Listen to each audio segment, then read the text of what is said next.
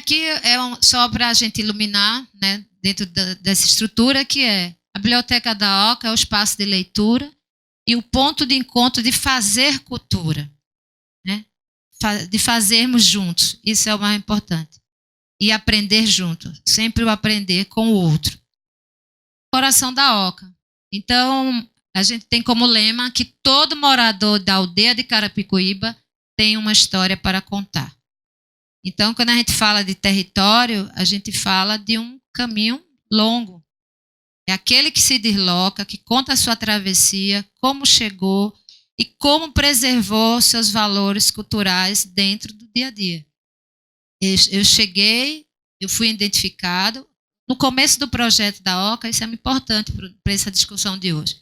As crianças tinham muita vergonha de dizer que eram da aldeia de Carapicuíba. Isso é o primeiro conflito. É um medo absurdo de dizer, eu nego que sou da aldeia. E quando nós íamos para qualquer lugar, havia uma negação.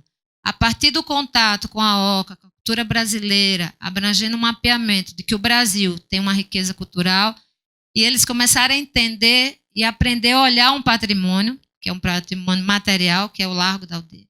Mas existia um medo excessivo de dizer, porque só tinha noia, porque os migrantes não serviam, e todo mundo tinha muita vergonha de dizer que veio do Nordeste.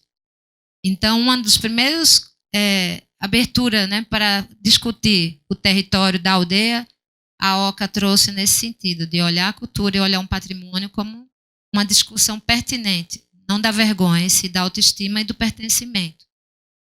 Por isso que a gente fala que todo ele é um patrimônio humano, e esse patrimônio humano tem o que contar.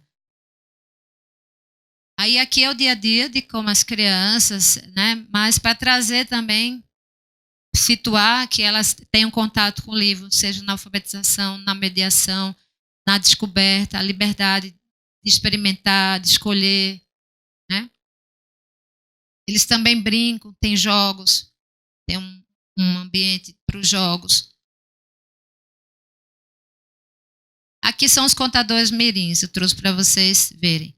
Então, isso aqui foi na Três Rios, na oficina Três Rios, e as crianças foram nesse projeto do Boca do Céu contar. E nesse momento foi muito interessante esse projeto, porque todas essas crianças contam história ou das suas avós ou das suas mães. E trazem narrativas, todas elas apontaram, quem não era alfabetizada, o irmão ou o primo apontou para elas, mas de qualquer forma, essa pequenininha, eu dei destaque a ela, porque temos muitas imagens, a professora na escola colocou para ela a questão da Frida Kahlo. E ela disse, eu quero contar a história da Frida Kahlo. Eu disse assim, mas a Frida Kahlo tem tanto peso. Então, que imaginário que essa criança traz do seu cotidiano, da sua casa, por onde ela é atravessada, que ela... Aí, aos poucos, nós fomos, né, apoiando ela para ela trazer uma Frida que é dela.